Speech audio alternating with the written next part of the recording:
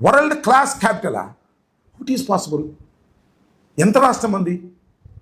చిన్న రాష్ట్రం, అవునా కాదా? దీని కెపాసిటీ ఎంత? గాయపడినటువంటి రాష్ట్రం కదా, విడిపోయినటువంటి రాష్ట్రం కదా. ప్రత్యేక హోదా ఉంటే తప్ప ఈ రాష్ట్రం బాగుపడదని ప్రత్యేక రాష్ట్రం ఇస్తామని చెప్పి హామీ ఇచ్చి మన బుజ్జగించి మన బయటికి పంపించారే. పోలవరాన్ని కూడా మేమే నిర్మిస్తామన్నారే. ఆర్థికంగా దెబ్బతినిపోతుంది ఈ రాష్ట్రం విడిపోతే అని భావించారే.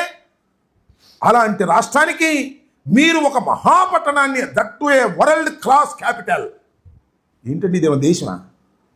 అసలే రాష్ట్రం ఆదాయాలు ఎంత, దాని కెపాసిటీ ఎంత?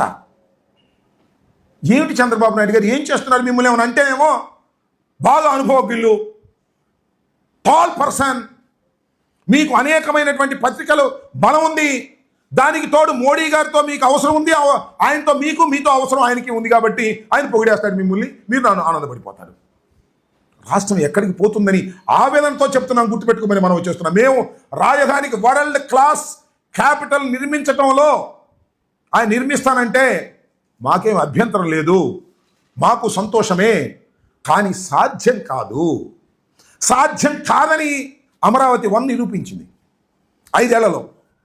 ఏం కట్టారండి మీరు? నాకు అర్థం కాలేదు. 5 ఏళ్ళు మీకు అవకాశం ఇస్తే తాత్కాలికమా? అసెంబ్లీ తాత్కాలికం, సెక్రటేరియట్ తాత్కాలికం, హైకోర్టు తాత్కాలికం, అన్నీ తాత్కాలికమే కదా. తాత్కాలిక కూడా ఎంత ఖర్చు పెట్టారండి? 5,000 కోట్ల రూపాయలు.